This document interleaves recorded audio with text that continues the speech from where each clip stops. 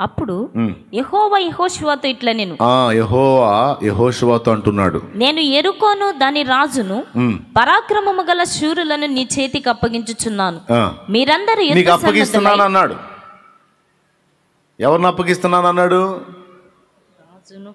చూడు, మళ్ళీ చదువు.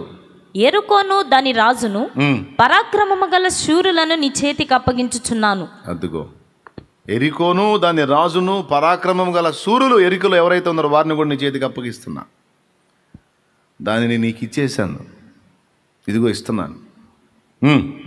మీరందరూ యుద్ధ సన్నద్ధులై పట్టణమును ఆవరించి ఒకమారు దాని చుట్టూ తిరగవలెను. మీరందరూ యుద్ధ సన్నద్ధులై పట్టణమును ఆవరించి ఒకమారు దాని చుట్టూ తిరగవలెను. అలాగూ 6 దినములు చేయుచు రావాలి. 6 రోజులు చేస్తూ రావాలి. 7 యాజకులు పొటేలు కొమ్ము బూరలను పట్టుకొని ముందుగా నడవవలెను.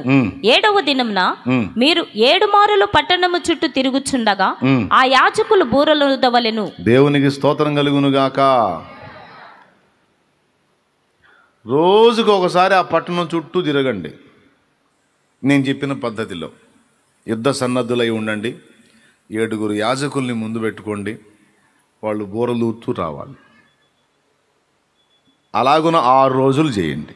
రోజుకు ఒక్కసారి తిరగండి, 6 రోజులు తిరగండి. 7వ రోజు 7 సార్లు తిరగండి. ఇప్పుడు 6 రోజులు రోజుకు ఒకసారి తిరిగారు కదా, 7వ రోజు ఒక్కరోజే కంప్లీట్గా 7 సార్లు తిరగండి. రోజుకు ఒకసారి అంటే ఏదో తిరుగుతారు, కాస్త కూస్తో చాకిరి అనుకుని. 7వ రోజు ఒకసారి 7 సార్లు తిరగమన్నాడు.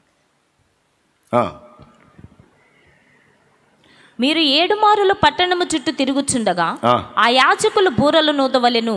మానక ఆ కొమ్ములతో వారు ధ్వని చేయుచుండగా మీరు బూరల ధ్వని వినునప్పుడు జనులందరూ ఆర్భాటముగా కేకలు వేయవలెను. ఇప్పుడు 6 రోజులు వాళ్ళు బూరలు ఊదారా, జస్ట్ పట్టుకున్నారా? ఊదారా, పట్టుకున్నారా? బోర్లు ఊతూ ముందుకెళ్ళాలా? అది 7వ రోజు జరగాల్సిన ప్రక్రియ. అది కూడా ఎప్పుడు అంటే ఆయన చెప్పిన టైంలో. ఈ మిగిలిన టైంలో యుద్ధం చేయడానికి మీరేమో రెడీ అయి ఉండాలి, యుద్ధ సన్నద్ధులై ఉండాలి. యాజకులేమో బూరలు ఊదుతూ తిరగాల. చూడొకసారి ఆ వచనం మళ్ళీ చదువు, 3వ వచనం. మానక ఆ కొమ్ములతో వారు ధ్వని చేయుచుండగా మీరు బూరల ధ్వని వినునప్పుడు 3వ వచనం చదువు. మీరందరూ యుద్ధ సన్నద్ధులై పట్టణమును ఆవరించి ఒకమారు దాని చుట్టూ తిరగవలెను. అలాగూ 6 దినములు చేయుచు రావలెను. 7 యాజకులు పొట్టేలు కొమ్ము బూరలను పట్టుకొని ముందుగా నడవవలెను. 7వ దినమున మీరు 7 మారులు పట్టణము చుట్టూ తిరుగుచుండగా ఆ యాజకులు బూరలను నూదవలెను. మానక ఆ కొమ్ములతో వారు ధ్వని చేయుచుండగా మీరు బూరల ధ్వని వినునప్పుడు జనులందరూ ఆర్భాటముతో కేకలు వేయవలెను. అప్పుడు ఆ పట్టణపు ప్రాకారము కూలును గనుక జనులు తమ ఎదుటికి చక్కగా ఎక్కుదురు అనెను. దేవునికి స్తోత్రం కలుగును గాక. ఈ చిన్న సందర్భంలో కొన్ని పాఠాలు మనకున్నాయి. దేవుని గురించి మనం తెలుసుకోదగ్గ పాఠాలు, మనం అన్వయించుకోదగ్గ పాఠాలు కొన్ని ఉన్నాయి. మస్తు సార్లు వినుంటారు మీరు, పాటల్లో కూడా ఉన్నాయి.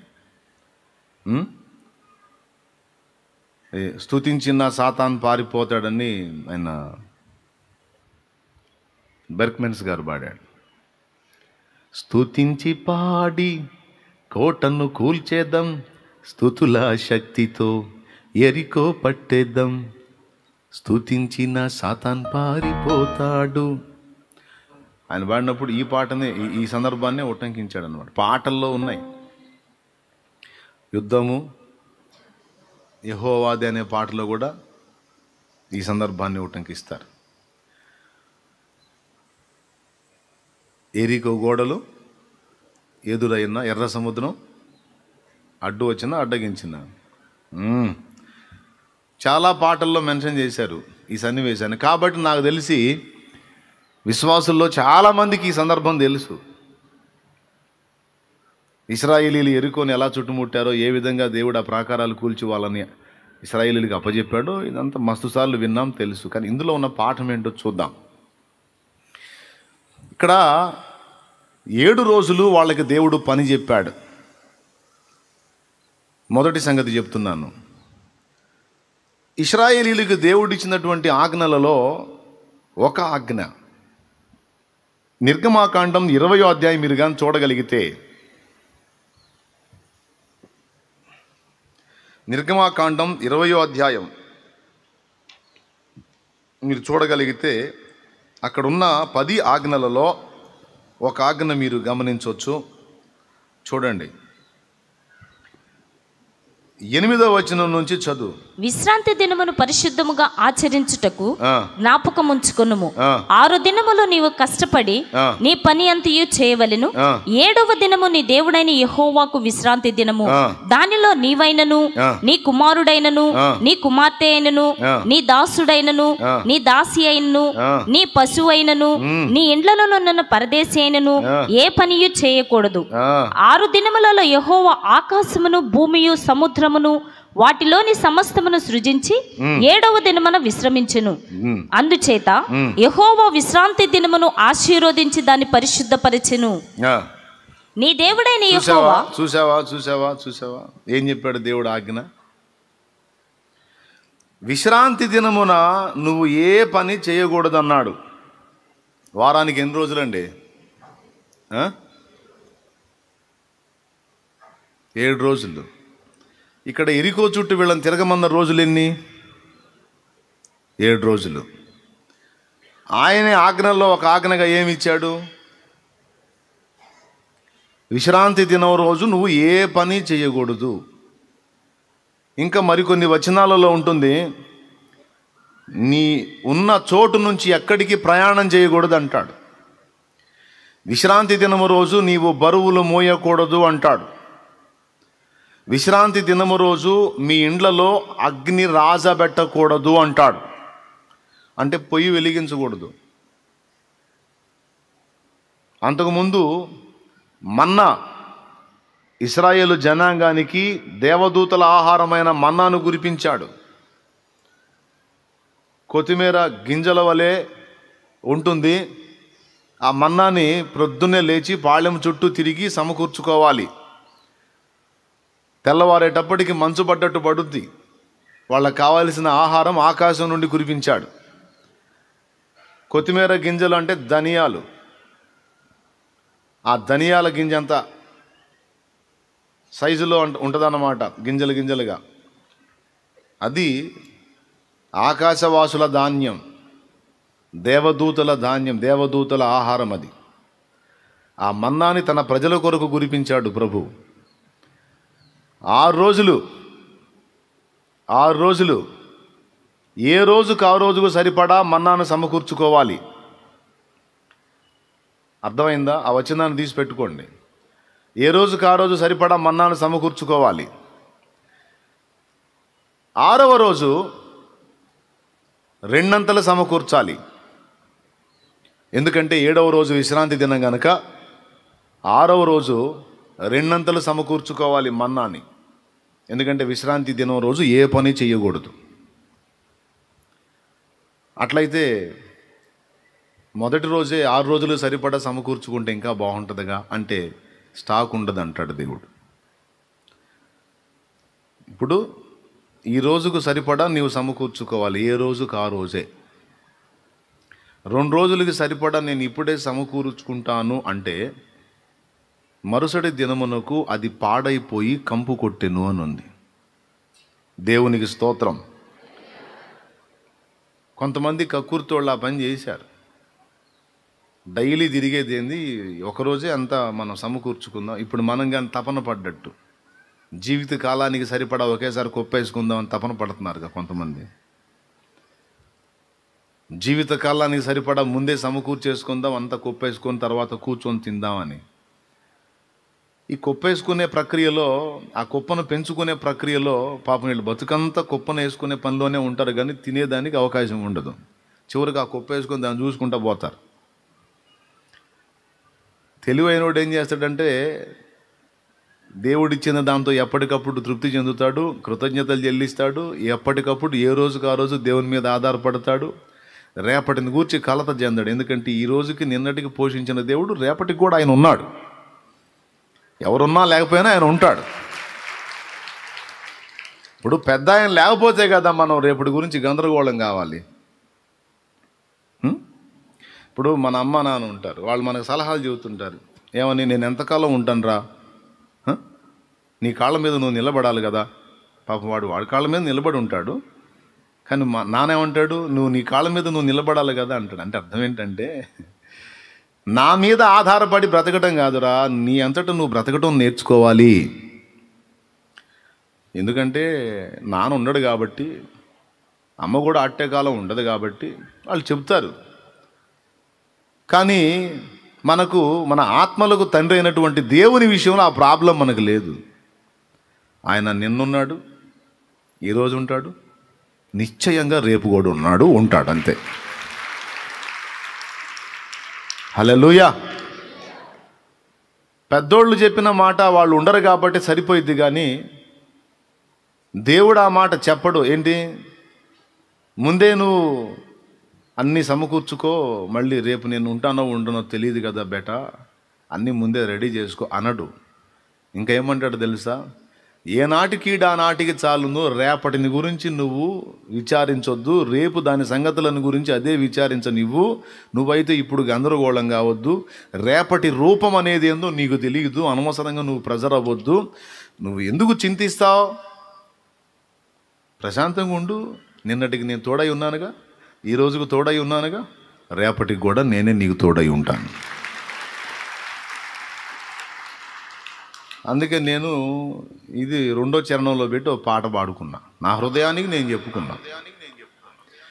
రేపటి తలపుతో నేడే కలతతో కృంగుట ఎందుకు, కలవరముందకు.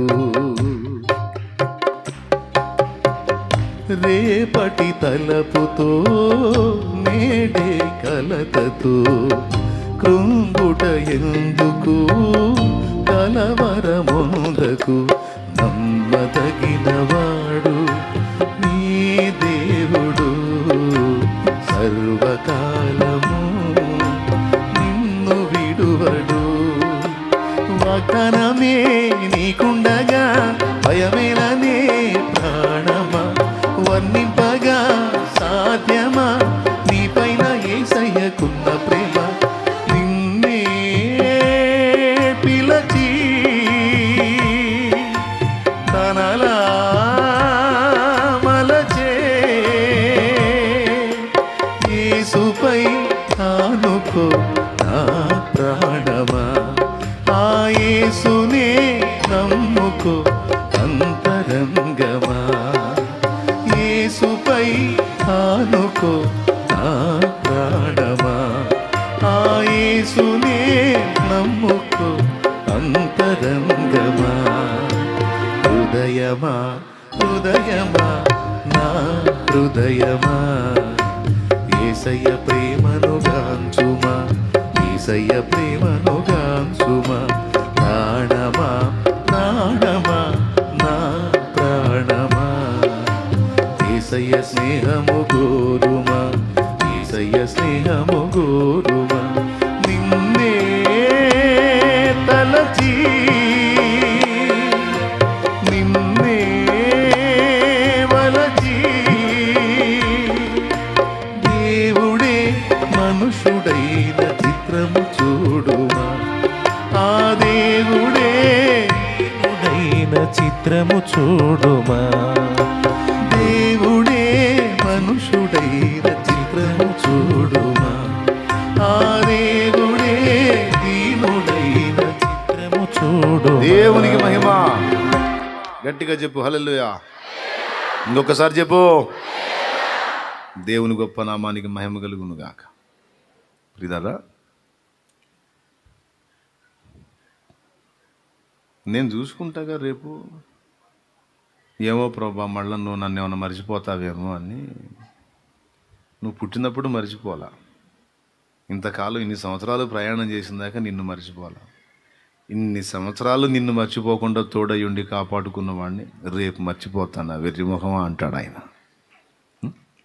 నిన్నటికి నేటికేనా, నేను రేపటికి కానా, నేను రేపు కూడా ఉన్నవాడును అంటాడు ఆయన. ఆయన పేరే ఉన్నవాడు. ఏమున్నవాడు? ఎప్పుడు ఉండేవాడు, అన్నీ కలిగి ఉన్నవాడు. ఆయన ఉన్నవాడు. ఓకే. మొన్న కకృతి పడి ఎవరైనా రేపటికి కూడా ఈరోజు సమకూర్చుకుంటే మరుసటి రోజుకి ఆ మూత తీస్తే తినాత అయ్యేది కాదు, దుర్గంధభరితం అయిపోయేది. విచిత్రం ఏంటంటే దేవుడు ఎప్పుడు చెబుతాడో అప్పుడు అది చెడదు. ఏ రోజుకు ఆ రోజు మన్నాను సమకూర్చుకోవాలి, ఆ రోజుకు భుజించాలి. మరుసటి రోజుకు మళ్ళా దేవుడు ఇచ్చిందాకా కనిపెట్టాలంతే, ఏ రోజుకు ఆ రోజు. విచిత్రం చూడండి. యేసయ్య పరలోక ప్రార్థన నేర్పినప్పుడు 1 సంవత్సరానికి సరిపడా మాకు ఆహారం మేము అనమన్నాడా? మాకు కావలసి ఉన్న అనుదిన ఆహారము నేడు మాకు దయచేయము అన్నాడు. అంటే టోటల్గా ఆయన ఏం చెప్తున్నాడంటే, రేపు అనే దాని విషయంలో పూర్తిగా నువ్వు నా మీదే ఆధారపడు, అది నా చేతికి వదిలేయి, అప్పుడు నువ్వు విశ్వాసివి. అంతేగాని రేపటికి ఎల్లుండికి ఆ తర్వాత రోజుకి అంతా ఇప్పుడే కక్కుర్తి వ్యవహారం చేయి మాకు. నేనున్నాగా, నేను చూసుకుంటా, రిలాక్స్. అరే నువ్వు రేపటి సంగతులను గురించి ఆలోచించి ఈరోజు నీకు ఇచ్చే మంచి జీవితాన్ని, ప్రశాంతతని పాడు చేసుకుంటున్నావు నీ పనికి మాలిన తెలివితో అంటున్నాడు దేవుడు. పాపం ఏబుకి ఇదే సమస్య ఎదురైంది. కావాల్సినవన్నీ దేవుడు అనుగ్రహించి, సంతోషించు ఏబు, నువ్వు భక్తిపరుడవు నాయన, నువ్వు చాలా నచ్చావు నాకు, నువ్వు ఆనందించు, తిను, సంతోషించు, నీ బిడ్డలతో కుటుంబంతో ఆనందపడని దేవుడు ఏబుకు చెబితే, ఏబు ఇప్పుడు కళ్ళ ముందున్న జీవితాన్ని, దేవుడిచ్చే ఆనందకరమైన జీవితాన్ని అనుభవించి తృప్తి చెందకపోగా ఇవన్నీ రేపుకుంటాయో ఉండవో అని దిగులేసుకున్నాడు. నా భార్య ఇంత చక్కగా లోబడుతుంది, ఏమండి ఐ లవ్ యూ అని రోజుకు 5-6 సార్లు అంటుంది, నిజంగా ఇంత మంచి భార్య ఇంతే ఉంటుందో రేపు ఎందుకురా నువ్వు సావరాదా అంటదేమో.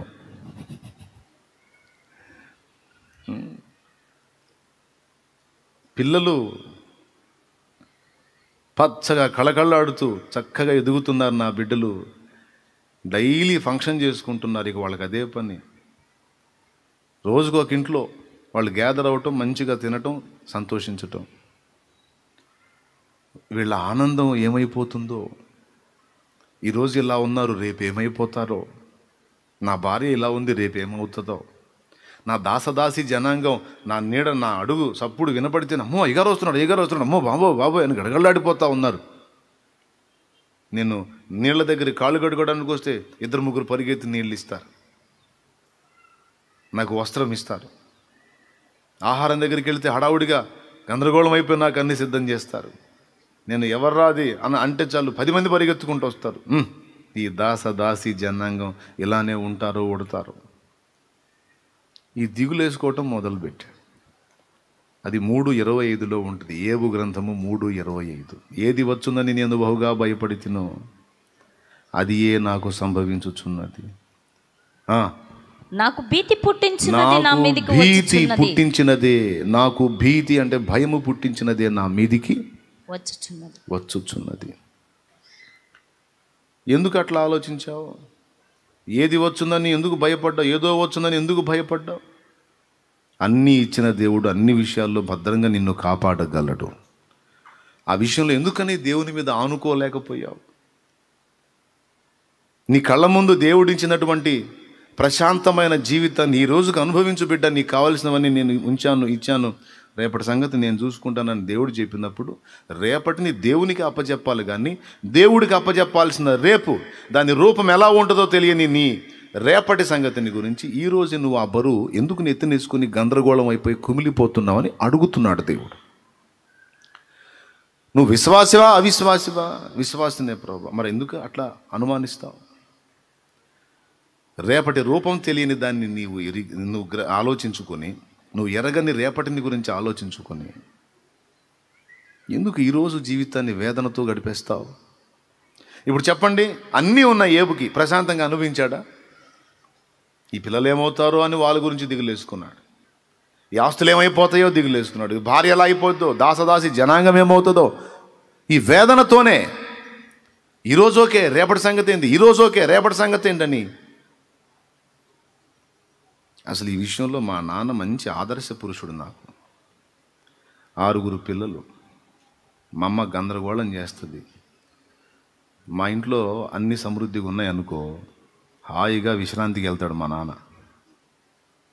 మా అమ్మ గందరగోళం చేసేది. 6 పిల్లలు, ఏమన్నా మనిషివేనా నువ్వు, వెళ్ళి ఇంకేదన్నా సంపాదన కొరకు వెతకవేమిటి అంటే ఆయన అంటాడు, ఉండవమ్మా, ఇంట్లో ఏమన్నా తక్కువ ఉందా, అన్నీ ఉన్నాయి కదా, రేపు చూద్దాంలే అంటాడు. ఇక మా అమ్మ ఒక రేంజ్లో లేచిద్ది. ఛీ అని ఇక లేచిక వెళ్తాడు.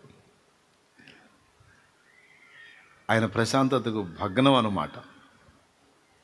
యేసయ్య తెలియకపోయినా అప్పుడే రేపటి విషయంలో దేవుడి మీద ఆధారపడ్డాడు మయ్య. నాకు ఇప్పుడు అనిపిస్తుంది, ఎంత కరెక్ట్ ఆయన చేసింది. ఆయన కూడా ఒక తెలివైన పని చేస్తాడు. ఏం చేస్తాడు తెలుసా, ఇంట్లో ప్రశాంతంగా ఉండలేదనుకో, బయటికి పోయి ప్రశాంతంగా గడిపోతాడు. మొత్తానికి ఈ రోజుని ఎలాగా రిలాక్స్గా ఖర్చు చేయాలో ఆయనకి బాగా తెలుసు. చిన్నదో పెద్దది ఏదో ఒకటి చేస్తాడు, ప్రశాంతంగా ఉంటాడు. రేపటి సంగతి ఎట్లా చేయాలి, ఏం చేయాలి అని కలత చెందటం, కృంగిపోవటం నేను చూడలా. మా అమ్మ మాత్రం గందరగోళం అయిపోయి మయ్యను గందరగోళం చేసి, మమ్మల్ని గందరగోళం చేసి, అంత చంద్రవందర చేసి, ఆమె బీపీ పెంచుకొని మాకు బీపీలు పెంచి. అయితే ఇప్పుడు ఆమె కూడా దేవుని మీద ఆధారపడటం మొదలుపెట్టింది. ఇంకా బలంగా ఆయనే ఉన్నాడు, ఆయనే చూసుకుంటాడు. ఎందుకు దేవుడు ఈ మాటలు స్పష్టంగా చెప్తున్నాడు అంటే, రేపు పరిస్థితి ఏంటి నీ గందరగోళం అయిపోయి, ఈరోజు దేవుడు నీకు ఇచ్చినటువంటి చక్కని రోజు, మంచి రోజు, నువ్వు స్తుతించాల్సిన రోజు, ఆరాధించాల్సిన రోజు, దేవుడు నీకు ఇచ్చింది తిని సంతోషించి దేవుని మయంపరచాల్సినటువంటి, ఆనందించాల్సిన రోజు నీకు విషాదంగా ఖర్చు అయిపోతుంది రేపటి భయాన్ని బట్టి. ఎంతమందికి అర్థమైంది? అందుకే దాని విషయంలో నువ్వు ఇబ్బంది పడద్దు. నా గురించి కాదండి, పిల్లల గురించండి, పిల్లల గురించండి. ఏమైపోతారో దానికి కూడా మా డాడీ చెప్పిన సామెతే గుర్తొచ్చింది నాకు.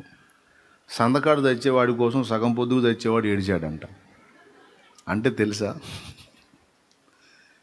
సందకాడ తెచ్చేవాడి కోసం సగం పొద్దుకు తెచ్చేవాడు అంటే మధ్యాహ్నం తెచ్చేవాడు నైట్ తెచ్చేవాడి కోసం ఏడిచాడంట. ఎవడి కోసం ఎవడు ఏడవాలి? మధ్యాహ్నం తెచ్చేవాడి కోసం సందకాడ తెచ్చేవాడు ఏడవాలి. కానీ కొంతమంది తెలివి ఎట్టేడిసిద్దంటే, ఈడేమో మధ్యాహ్నం తెస్తాడు, వాడు ఏడిచేవాడి గురించి, ఎవడి గురించి ఏడుతున్నాడు వాడేమో నైట్ తెస్తాడు. కానీ ఈ మధ్యాహ్నం తెచ్చేవాడు అంటే నైట్ తెచ్చేవాడి కోసం ఏడుస్తాడంట. దాన్ని మా పెద్దాళ్ళ మొరట భాషలో సందకాడ తెచ్చేవాడి కోసం సగం పొద్దుకు తెచ్చేవాడు ఏడిచాడంట అన్నట్టు కొంతమంది ఏడుపులు అట్ట తగలబడతాయి. ఇప్పుడు మీలో లేరు అట్టంటి వాళ్ళు?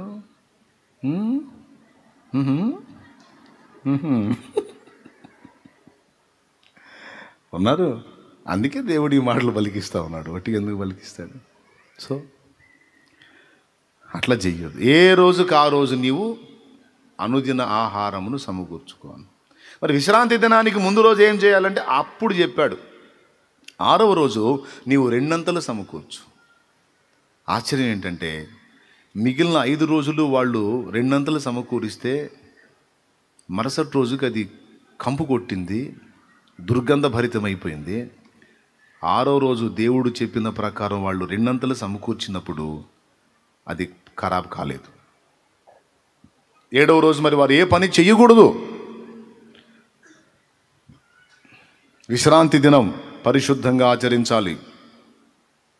ఏ బరువు మొయ్యకూడదు, ఉన్న ప్రాంతం నుంచి ఎటు ప్రయాణం చేయకూడదు. అంతేకాదు, ఇంట్లో అగ్ని రాజబెట్టకూడదు. కానీ ఒకడు విశ్రాంతి దినం రోజు కట్టెలు ఏరాడని రాళ్లతో కొట్టి చంపించాడు. పనిష్మెంట్. నేను చేయొద్దు, రిలాక్స్గా ఉండమన్న టైంలో నువ్వు ఎందుకు ఈ పని చేసావని విశ్రాంతి దినమున ఒకడు కట్టెలు ఏరుట చూచి మరణదండన విధించాడు. అంటే అంత తీవ్రమైన ఆజ్ఞ అది. దేవునికి స్తోత్రం. అంటే ఎంత కోపం అంటే అంత కోపం. నువ్వు రేపటి గురించి కక్కుర్తిపడి గందరగోళం అయిపోతే అప్పుడేమో అంత శిక్ష వేశాడు, ఇప్పుడేమో బాధపడతాడు, నమ్మలేవా నువ్వని. సరే, ఇక్కడ ఆజ్ఞ ఇచ్చింది దేవుడే కదా. ఏమని? 6 రోజులు నీ పని అంతా చేసుకో, 7వ రోజు నీ దేవుడైన యెహోవాకు విశ్రాంతి దినం, ఆ రోజు నువ్వు ఏ పని చేయకూడదు. చూడు, ఆజ్ఞలు అక్కడే ఉంది. ఆ రోజు నువ్వు ఏ పని, నువ్వే కాదు.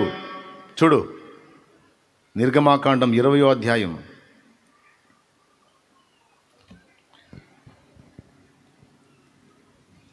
10వ వచనం.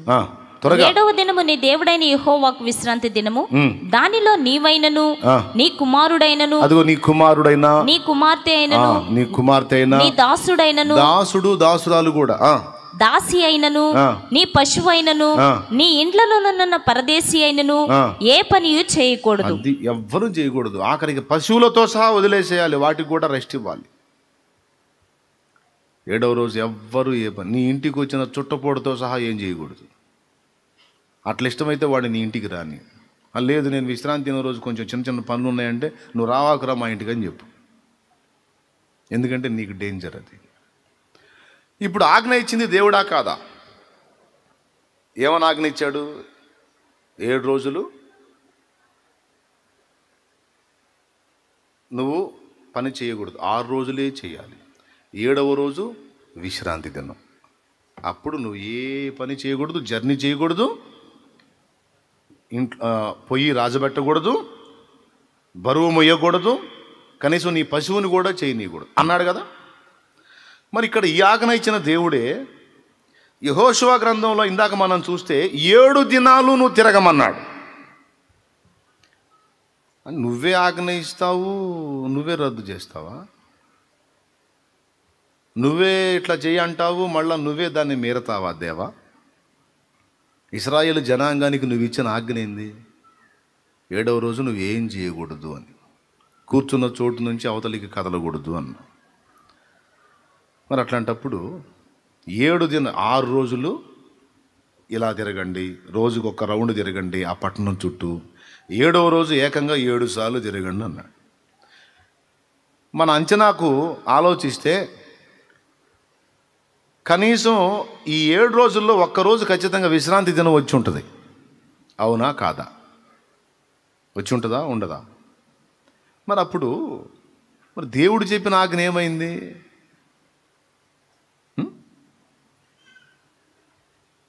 దేవుణ్ణి అర్థం చేసుకునేటప్పుడు చాలా జాగ్రత్తగా వ్యవహరించాలి మనం, లేకపోతే తేడా పడతాం.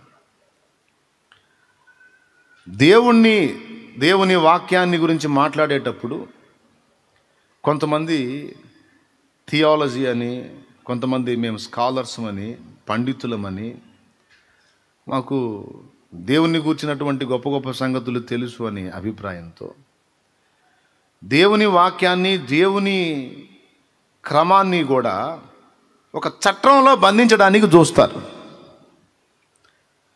దేవుణ్ణి సైతము, ఏది మనకు ఆజ్ఞలు ఇచ్చేటువంటి దేవుణ్ణి సైతము మనుషులు ఆజ్ఞల చట్రం అందులో ఇరికించడానికి ప్రయత్నం చేస్తూ ఉంటారు. ఆ పాయింట్ మీకు అర్థం కావడానికి ఎత్తుకున్నా. ఇది